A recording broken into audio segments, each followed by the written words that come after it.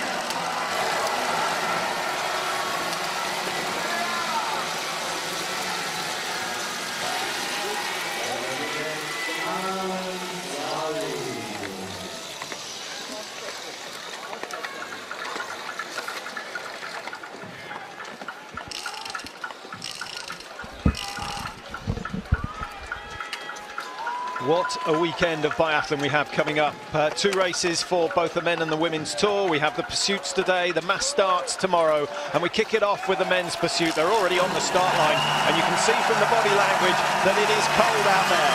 Julian Eberhard is underway for Austria, having got his second ever win in 2 days ago in the sprint event. What an opportunity for him. An 11-second lead over Mickey Schlesinger of the Czech Republic. 9 years since he got his last win.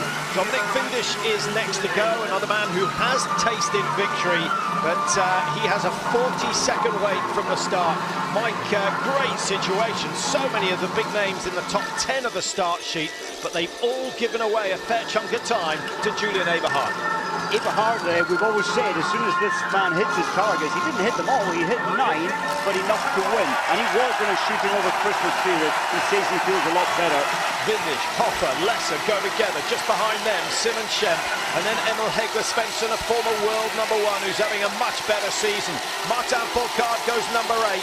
Just behind him is Benny Vega of Switzerland, who's got a PB of 2nd. I think it's probably a bit too much to ask for him to win. Iliev, Malishko, Landertinger goes 12. Then Spekov, Semenov, Piper, Beatrix. Wow, there's so much talent in that first 15-16 that we could see some drama here. And don't forget Anton Babakov, who made a brilliant comeback in Östersund at the beginning of the season. Shapulin, Mike, a really disappointing sprint, but he was still the quickest on the range. He starts number 24. Shapulin, he's one of these athletes who is a great chaser, and I think with an extremely strong wind today, Shapulin might be believing a podium is possible. Krizmar, you might have seen, has just started number 21. He went from 38th to 7th in Östersund. He's starting number 21 today, so he could be a man to watch. And there are those athletes who constantly make ground in the pursuit. Uliana Bjorndalen goes with a trio of Norwegians, Bjørntegard, Christiansen, Bjorndalen, all starting 143 to 148 behind. And already Julian Eberhard is thinking about preparation for the first shoot. He's going at a snail, well, it looks as though he's going at a snail's pace. He's a tall man, Mike. He's always been quick on the skis. I was actually surprised to see that Fourcade had a course time 10 seconds quicker than Eberhard in the sprint. But as you said, when he hits the targets, he's a dangerous athlete. And you know, it's a mindset. Biathlon is so much a mindset game that I think Julian Eberhard today, he's not going like a frightened rabbit ahead of the world. He's putting himself control to help his shooting. What do you think Fourcade's tactics will be? He started 51 off the pace of Eberhard. There's a little bit of a train being led by Dominic Vindish, who's taking his time. Actually, Lucas Hoffer, I think, now at the front wearing 4. We'll just pick up on the bib numbers in a second. Fourcade easy to ID. He's the man in yellow and red. He leads every tour this season. He's won 7 out of 9 races. It's been phenomenal dominance by him. But he proved he was human 2 days ago, missing 3 in the stand. Very much. I think it's strategy. Fourcade will just come in nice and slowly. He'll shoot slowly. He'll try and anchor those first 5 shots. Any help for Vindish that Hoffer is there? Maybe they'll work together. Hoffer a little slower on skis there.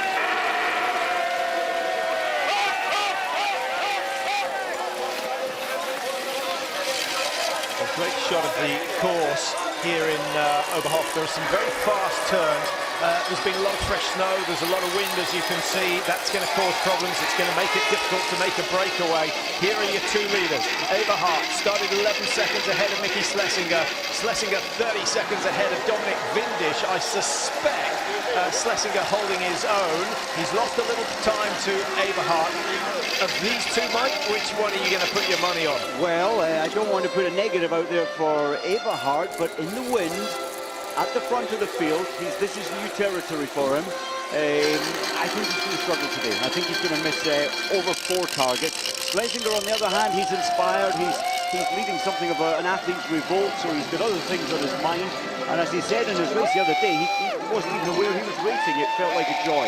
If he keeps that mindset again, he could win. Well, this is more like a mass start, and all sorts of jostling going on. Eric Lesser's the one who's trying to push the pace a little. Eric Lesser, of course, a local man here in Oberhof. He's got phenomenal support. Twice he's finished 5th so far this year. A real opportunity for Lesser to get a PB for the season, and then maybe we'll see him notch up another win. He's got 2. The first 8 athletes to start have all won World Cups. The first not to have won is Benny Vega, but he has been on the podium and he's wearing number 9. Well, now, but only Einar Bjorndalen is travelling faster than all of these that we see in picture right now. He's pulled back 3 seconds. Well, Eberhard's fastest lead time. Well, he needs to. He started 1:48 behind. That would be a comeback worth talking about. We got to follow. It would be. It would be. Well, you can see just how difficult it is. There's a little bit of ice underneath. They had a lot of man-made snow. 44 going down is Benedict Doll. He's not having much luck. Remember, he missed 4. Oh, he's off into the woods now. I've got on my notes, Benedict Doll, one of the fastest out there. Not if you make those sort of mistakes. Incredible. He knows this track. He's done that corner on roller skis all summer long. What a pity. Well, he's taking his time. He knows that if he clears all the targets today, he should win. As you say, he does look like he's taking his time, but he's so deceptive. He says, 6'5". He always makes his skiing look easy. Is that why he struggles so much with the standing shoot? I do wonder. I think on a windy day like today, if you're that size, 1'90", there's a lot of wind catching your body as opposed to, say, my body size, compact, lower center of gravity. It makes a small fraction of it. Yeah, but if you stand a tall pencil and a small pencil side by side and you move them 5 degrees each, you can see that the top of the big pencil moves a whole lot further than the top of the small one. That's got to have something to do with it. It'll be interesting. It'll be interesting to see on the stand shoot. Of course, it's thrown, stand each time they come in today. As the wind dropped, I think it might have just a little. Well, you can see the chasing group up at the high point of the course behind them. They're still over 150 metres behind. So Eberhard, the 30-year-old from Saalfelden, which is down near Hochfilzen, which of course is where we're going for the World Championships this year. Big moment for him. This would prove a lot. He has actually, Mike, got 2 wins in 9 races. There aren't many athletes that can claim that sort of a record, but to win the pursuit after winning the sprint, remember it's what Johannes Tingesbo did in his early days, and that really made him. It did, and this has got to be a confidence booster after yesterday for Julian Eberhard. Here he is. And he did, over Christmas he said he relaxed. He just did a lot of shooting because his ski speed is normally that great. He thought he had to improve his shooting, which he did need to. 72% hit rate in the prone position this year. The Austrians had lanes 1 and 2 for zeroing, so Eberhard is in familiar territory. You can see the flags blowing hard from left to right. First one's down, there's a little bit of a relief.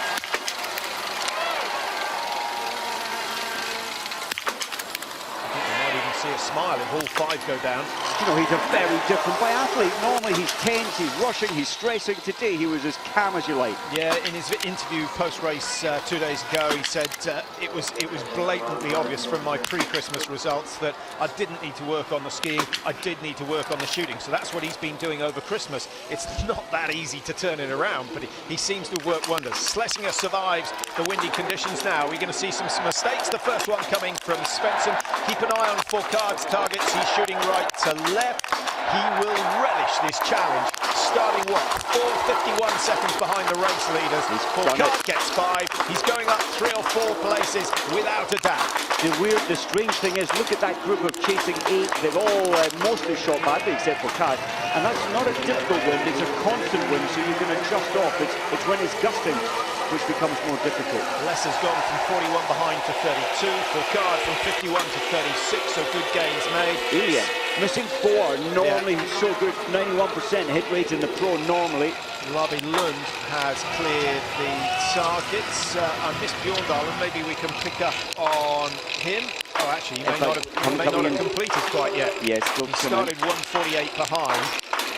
Shapulin, 5 out of 5. That's better shooting from Russia's number 1. 1:24 he started, the margin 1:35. A podium is possible, a win highly unlikely for Anton Shapulin, but he needs good points because he's got to keep the pressure on Fourcade at the top of the World Cup table. Very much. Hey, what about Lave Lund? He started 20th, 1:21 I think it was behind. Now he's only 1:03 behind in 13th. And where some people go up, others go down. Lukas Hoffer has gone from 4th to 16th, having missed 2 targets on that first shoot. 27 Sekunden zurück. Entschuldigung, 37 Sekunden zurück. Erik Lesser jetzt auf 4. Wir schauen jetzt auf die Bahn 49. An 12 begrüßen wir die Bahn 15. An der Bahn 15 findet die 0.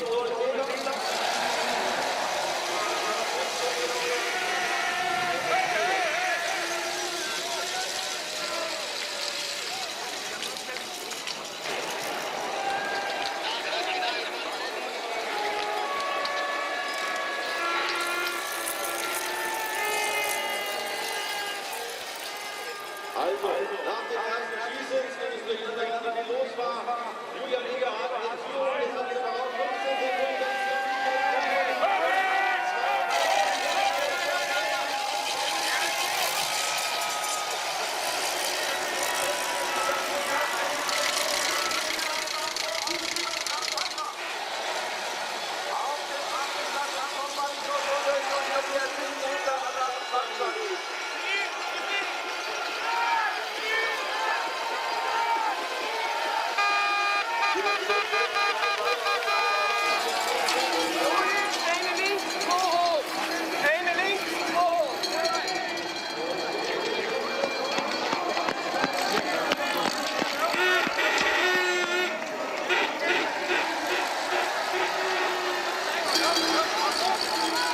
Welcome back to Oberhof.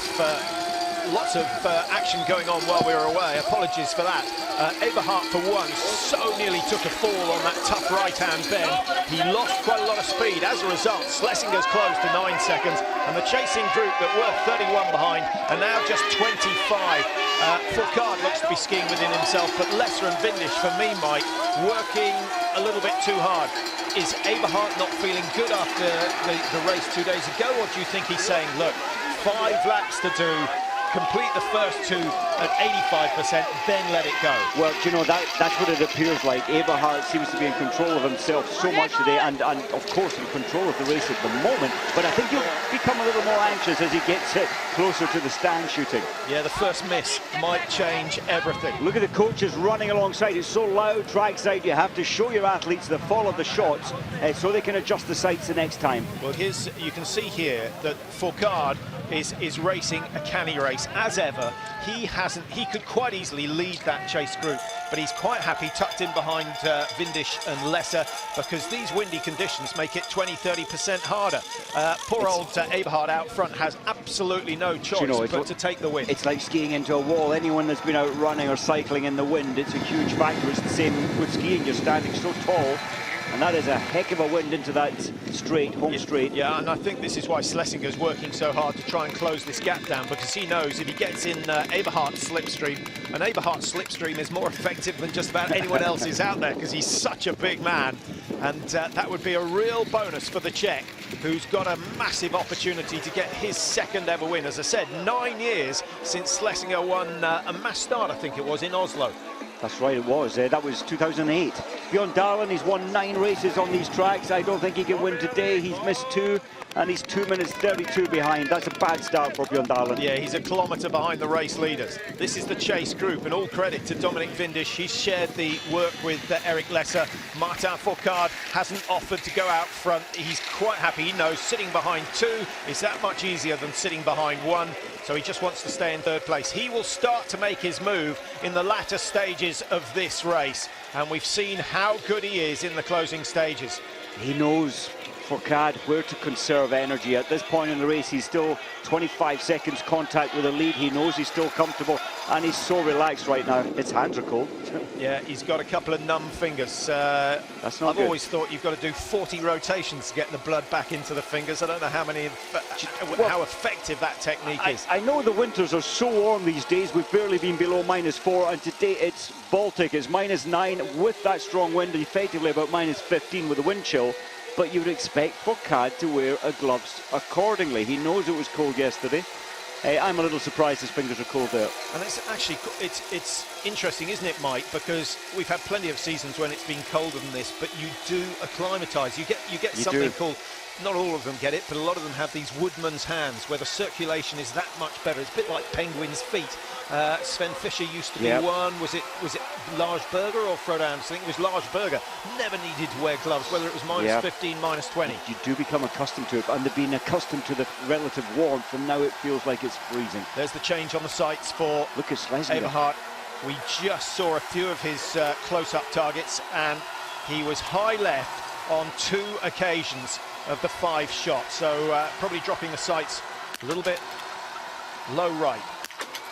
I love the way Eberhard placed his left elbow, gently placed his right elbow. Everything was just again relaxed. Schlesinger's first mistake. Oh, Eberhard just loses his focus. That could change everything. The chasing group have an opportunity now. Windisch, Fourcade, Lesser. Will they go clear? They all went clear first time round. Mistake for the 2 leaders. The margin could be cut. Everybody taking their time, which is sensible. In this stronger wind, you just want to settle before you risk squeezing the trigger. Fourcade missed 1. Well, that is going to be popular. The fact that Lesser's got 5 is going to be even more popular with the crowd here in Oberhof. Windisch has kept his hopes alive. I can tell you that Windisch was 50-1 to win this morning. Unbelievable. They can't have been watching his performance out in Canmore last year, where he got his first World Cup win. It was this sort of situation. He relished it. He did, and it's always difficult, more difficult, I think, out front for them when they're leading, and Windisch as a chaser, he doesn't feel as much pressure. Babikov, only 15 behind. Don't forget, he was on tremendous form in Östersund, and he showed a podium position in Nowe Miesto as well. And Babikov has gone from 18th to 4th. That's the best mover at the sharp end. Malishko's usually a good gainer, but he's thrown one wide. Like the rifle stock? No, is the answer to that. Was a snake a dragon? It's not helping at the moment. Schipulin missing 3 so far. Well, he's toast. So is Fillon Maillet with 2 misses. Now, let's have a look, Mike. Where do you think this shot went from Martin Fourcade? I would say it'll be to the right. Yeah, low right. This is the one that missed. High left. He'd over-adjusted his sights. Can't win them all. Can't win them all, but that shows, Mike, if we could see it, he could see that. No, not quite. Not quite with the naked eye.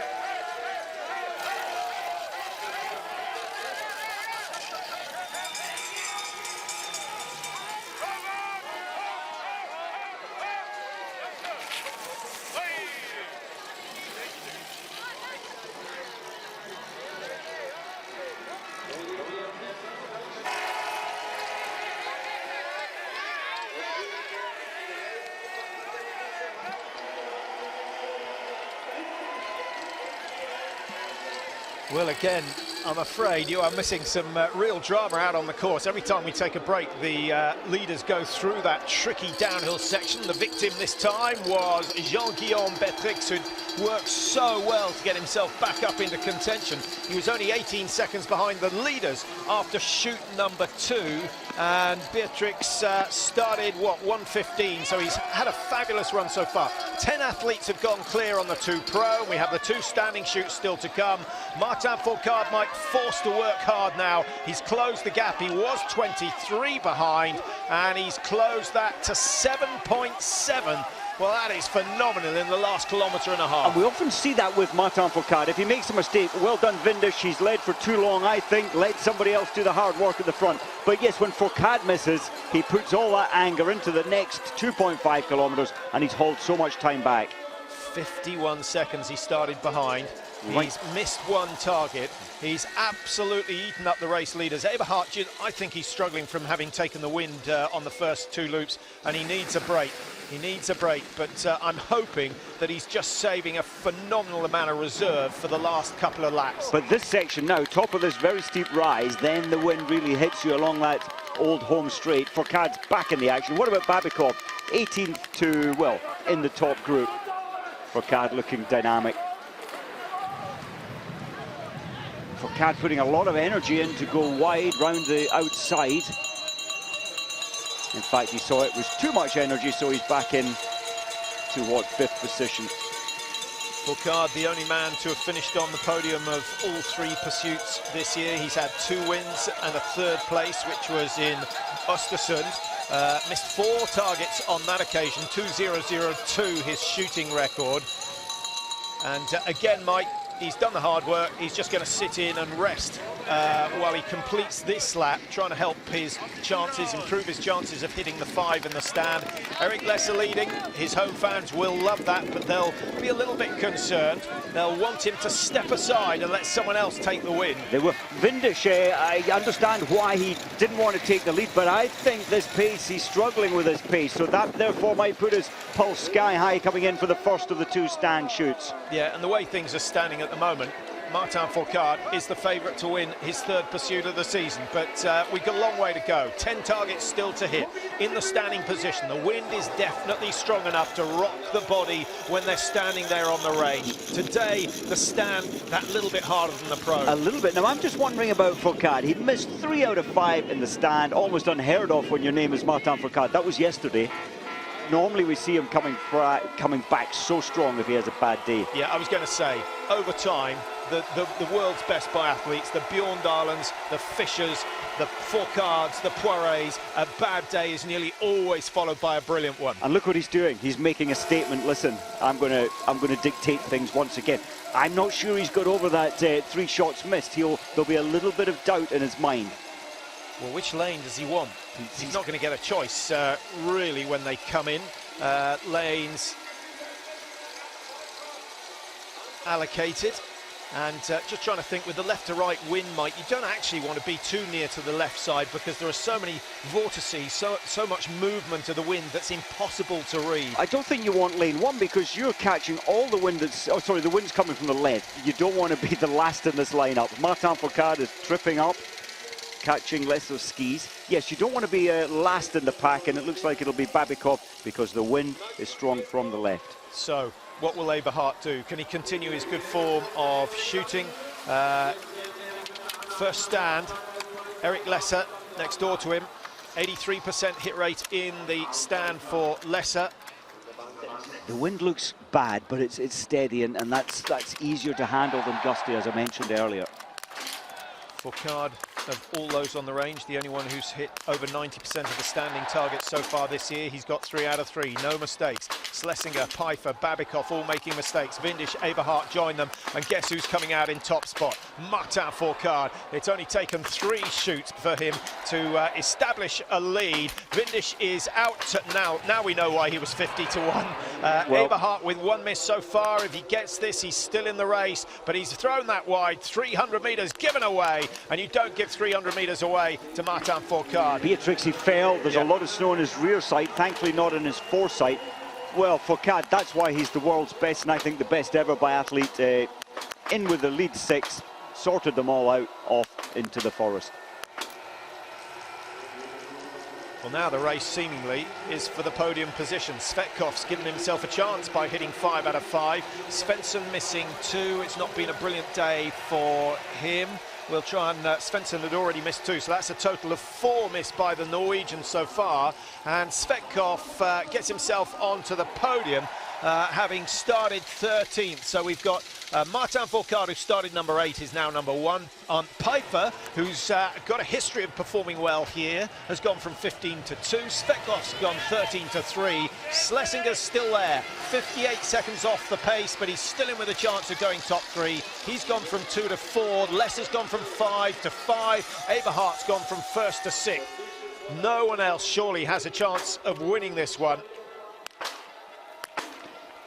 That was absolutely superb from Fourcade. Got his tactics right. We've seen him play with the field before, Mike.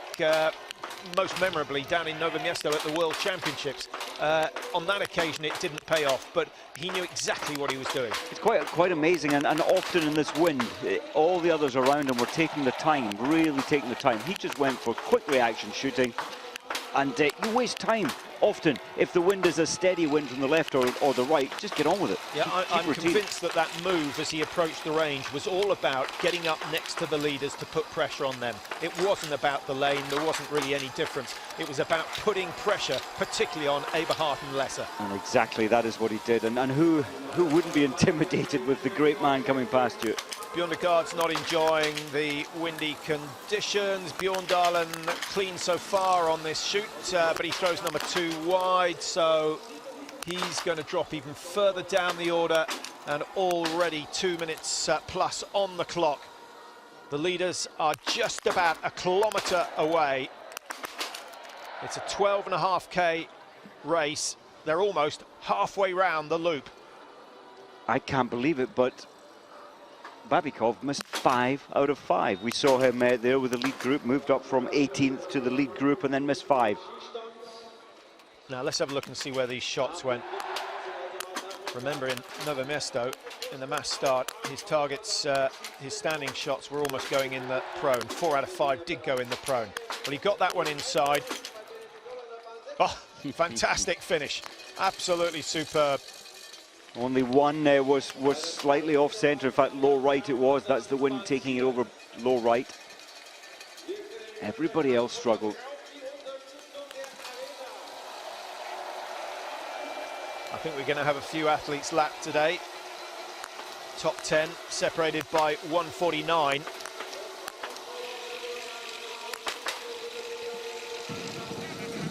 What a turnaround, Mike.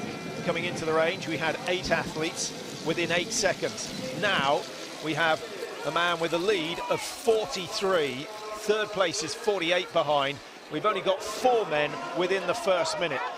It can change once, it can change again. There's nothing to say that these 4 men are going to be the ones who claim the prizes today. And it's not over yet as well. Fourcade has to come in on his own this time, so he will be getting the wind through his rifle and through his body, because he'll be the only man standing there. No shading from the athlete to his left. The last man to freeze in a situation like that in Oberhof, Raphael Poiré, all the way back in 2004. I think he had, what, a minute 20 lead coming in on this final shoot, and he took a minute 44 to shoot, something crazy like that. Still not convinced that Eberhardt feels 100%, 116 behind now. It's still a good race from him, but he'll be really disappointed with those 2 misses in the stand position. But I think when you look at the fight for, at the moment, second position, Piper 44 seconds, Svetkov 47, Schlesinger still well and truly strong at 59 seconds, and Eric Lesser at 1 minute. There's any one of those can take that second and third position. Just having a look at that first shoot in the stand, Mike. The taller men, the Eberhardts, the Svenssons, the Labe Lunds, all missing targets. Anything to do with that? Well, I was wondering that at the time, but they're all much the same. You know, Fourcade's a tall athlete, though he's very strong in his stand position, and he puts a lot of weight, head weight, through his rifle, and he really pulls it into his shoulder when it's windy conditions. Well, here's the fight for second and third. Svetkov has closed down some 6 seconds on Arndt Piper. Pfeiffer started 15, as you can see from the bib number. Just looking at his pursuits this year, in Novo Mesto he went from 11th to 26th. In Pachuca, 19 to 12, so nothing spectacular. And in Östersund, where he got his first podium of the season, he went from 3rd to 4th. So a real opportunity. This could be a season maker for Arndt Pfeiffer if he can get another top 3. How did he shoot the last time? He missed 2, didn't he? The first of the 2 stands. They're on the limit coming up this little section. Only a little bit of recovery before this long straight with a headwind. Fourcade has a look around. He'll be well aware of the fact that he's got 40 to 45 seconds clear on everyone else. This could just be a demonstration. We've seen it so many times this year already. 7 victories out of 9. Is he going to make it 8 out of 10? I wonder if in his mind he's thought, well, I can actually miss 2 and still win this race. He's got a 45-second lead coming in to shoot. Probably not. He'll just be thinking routine and what he does best. And one thing he's done better than anyone else this year is put the last 5 down. He didn't do it in the sprint. Will he do it in the pursuit? Comfortable. 3 out of 5, and the race is his. Oh, he's struggling a little with the middle one. Reactions are going to have to be good because there's a lot of movement. Is he thinking of Raphael Poiré? Surely not. That would have been an 8. Oh. Now he's back in the groove. 4 out of 5, 5 out of 5. That's the way to finish it off. Up go the hands, and now he can start to think about tomorrow's mass start. He is amazing. He struggled there on that middle shot. His brain overrode his reactions. He fought it, he kept it steady, rebuilt his confidence, got them all. But he had the luxury of a lead. Svetkov and Pfeiffer will know that they need to keep those targets going down. The wind's eased off a little. Pfeiffer's the first to strike.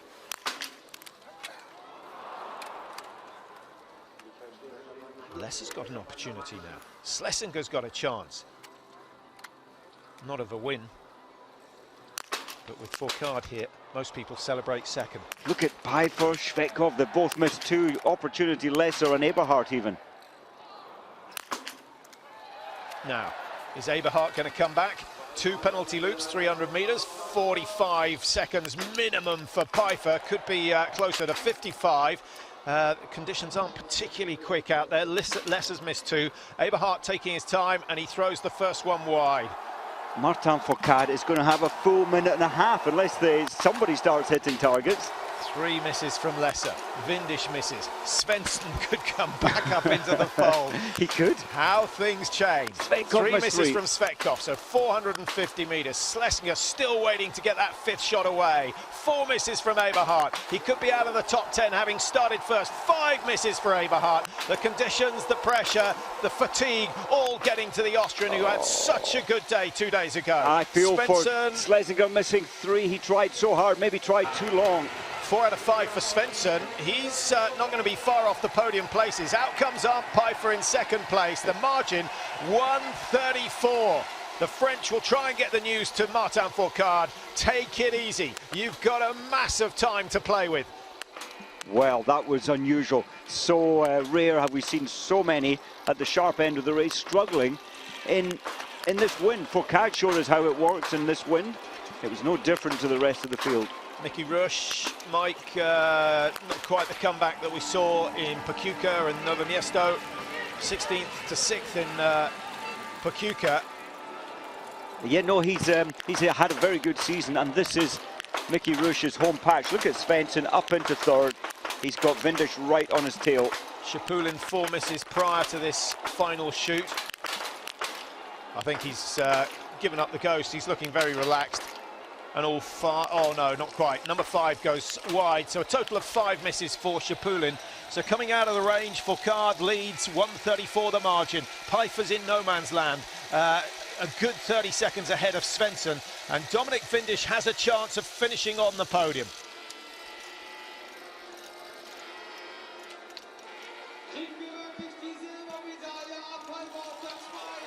So this man started 51 seconds behind the race leaders at the start of this pursuit. He was only 6-5 with the bookies. That was not particularly generous, but we've seen him do it before, Mike. And I think the thing is, he would have been more excited about today's race than the occasions like Pachuca and Novo Mesto where he won the sprint, therefore started the pursuit. He loves the chasing situation. I think he was playing around with the field. The first lap, he took it relatively comfortable. The second lap, after making a mistake, he really pushed the pace. There's Windisch going for a podium now ahead of Svensson. Has he gone too early? Well, it's a long way to go, a lot of work to do. Svensson came out in third, 2:04 behind. Babikov 2:11. Lesser was 2:17, and those two are together. Lesser leading now. Babikov tucked in behind. Despite the misses, Babikov's done well. So the shooting scores: Fourcade 19 out of 20, Pfeiffer 17 out of 20, Windisch, Svensson, Lesser, Babikov all missing 5. So a total of 15 out of the 20. Oberhof living up to its reputation. I love the way Svensson corners here. In the first lap, I thought he had the best racing line. He's pulled a little distance back on Windisch. Yeah, Svensson quite comfortable enough to step turn. A lot of sort of semi-parallel turns going on. I did like Fourcade's technique, Mike. He just widened the feet, kept the skis pointing in the direction he was travelling, but widened the feet to increase the stability of the base. And he looked very comfortable. Svensson, as you said, though, absolutely at home on the faster stuff. I think so. For me, he was the best. I agree. Fourcade cut it quite short. Stitzel running alongside, giving all the advice, but Pfeiffer is quite safe. Well, he's very safe, 30 seconds ahead of these two. I think as every metre goes by, Windisch is reducing his chances of this podium by leading, but Svensson's happier to stay behind. And look at Lesser. Lesser's trying to get on to the back of this group of 3 before the final climb, and then if he's there as they sprint down that home straight, the home straight is straight into the wind. It's a really difficult one. And look at Stitzel in green jacket. He's telling Eric, listen, this means a heck of a lot. Get yourself moving, get up into third place. Well, no, he wants to. Surely he wants to stay there, Mike. They're he will battling into the headwind here. But just he had to close that gap before the headwind, rest up a little, and I think he'll take them on that very final climb. Yeah, now they'll get blown down towards the final little loop. Martin Fourcade playing with the rest. He's still got cold hands. It doesn't seem to have affected his accuracy, and they'll have a nice big warm pair of mitts for him at the finish line. It's amazing what you can do sometimes with fingers that you can barely feel, and it looks like that may have been where Fourcade was today, but you can still, incredibly, you've got less feeling through the rifle, but you can still hold it steady. Well, this is going to be a great sprint for second, because all these men are pretty much travelling at the same pace. I'm not sure how much money I'd put on Windisch to get second, Mike. He's had to do most of the donkey work on this last loop. Here's the world #1. Some say the best ever. Bjorndalen might argue with that, but there's no doubt that at the moment, Biathlon is all his. He just can't do much wrong. Yes, he missed 3 in the stand yesterday, but he put that right today. The most successful start to any season. 8 wins out of 10 races. Will he keep it going all the way to the World Championships? He's not looked like fading at any stage, and he's not actually had to race hard at all today to do what he's done here. He missed early on, but his standing shooting was impeccable. 10 out of 10 in the stand. Pfeiffer's on his own. Of course, it's not the race for second. Pfeiffer's still there on his own. This is the race for third position. That last spot on the podium. I can't believe Windisch is still leading this. It really plays against his hope of getting on the podium, because Svensson can put in a fine sprint, so can Lesser. Yeah, and Babikov we've seen do well. Svensson. There goes Svensson. He's decided he wants to get away from Lesser at the top of the climb. A clean entry into the finish. It's a long way to the finish line, Mike. Maybe Svensson's gone a little bit early. And Windisch has done the right thing. Tuck in behind the Norwegian, get some help over the next 150, and then make your move with 50 metres to go. When they round this corner, they'll see the finish line. Still 200 metres to go. Strong headwind coming up, so Windisch needs to be in behind Svensson for a chance. Pfeiffer's fine. Second place is his best of the season, on the podium for the second time this year. He's still a force to be reckoned with, but absolutely slaughtered by Martin Fourcade today. Svensson still leading. Less than 150 And the Norwegian looks over his shoulder. He's starting to grit those teeth. He ups the work rate. Vindish goes for it. He's timed it absolutely perfectly. The Italian's coming back. Italy or Norway? I think it's Vindish who gets it. Well done, Great Vindish. tactics. Great tactics. And he was saved. Actually, his race was made by the fact that Svensson went ahead with 2:50 to go. Well done, Vindish. It didn't look possible, especially with the lead that Svensson had entering that home 150. Yeah, Lesser and Babikov doing too much work on the first part of the loop to catch up with Svensson and Vindish. Schlesinger 7, having started in second place. Lavi Lunde, Prima in 9. Well, Prima's the best mover. He started, believe it or not, in 57th position, all the way up to 9th position. 9th. So he has gained... Actually, he started 2:28 behind. He's now 1:55 behind. Second fastest time behind Foucault.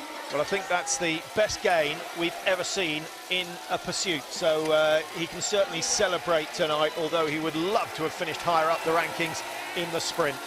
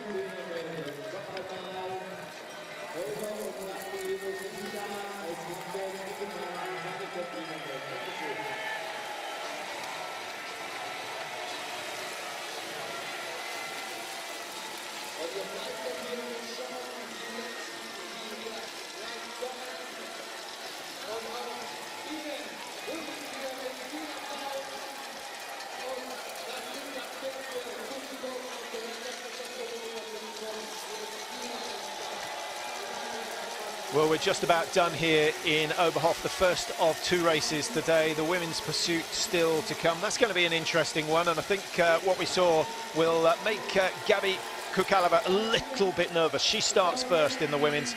57 wins now, remember 8 out of 10. He's picked up 560 World Cup points out of a possible 600. No one has ever achieved that in the first, just over the first third of the season. Incredible stuff. 102 World Cup podiums out of just 249 starts. The man's a genius.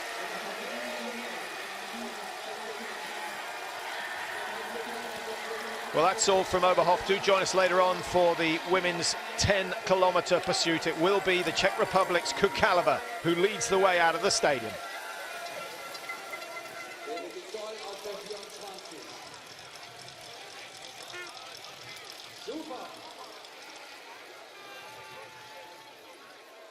In der Zwischenzeit Baulichkeitsleistungen Helfer alle Vorbereitungen auf für die Siegerehrung hier, die kleine Siegerehrung im Stadion heute Abend 20 Uhr, die große Siegerehrung auf dem neuen Stadtplatz in Oberhof. Ich hoffe, ihr seid da wieder mit dabei. Dann auf dem Treppchen Martin Foucault am Teich.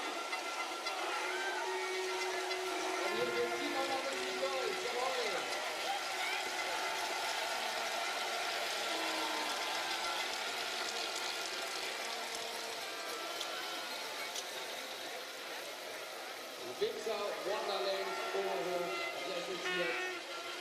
Hello, hello.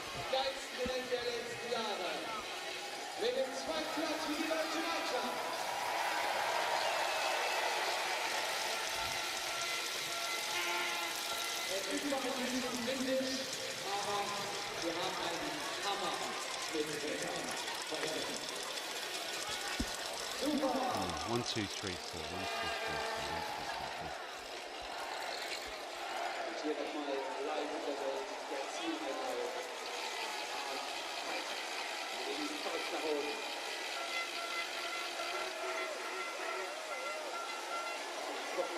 Hier nochmal. Und da kommen sie immer noch. Kommt Aufschlag. ist noch nicht bereit.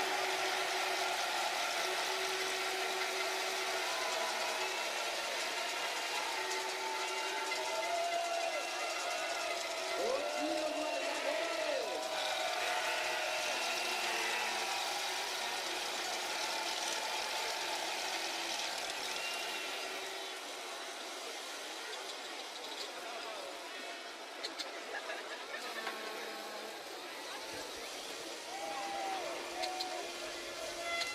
Und es geht weiter am Zielanlauf. Es geht immer noch weiter.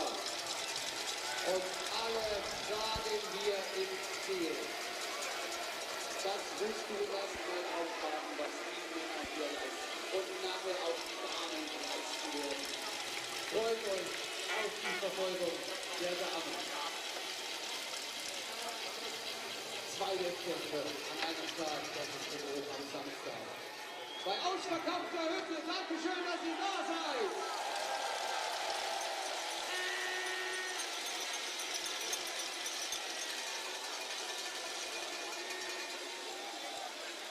Da brennen die Oberschenkel. Tun die Knie weh, da weißt du nicht mehr, wer du bist. Du musst nur funktionieren in der Kälte. Super, ja. Seid alle im Ziel.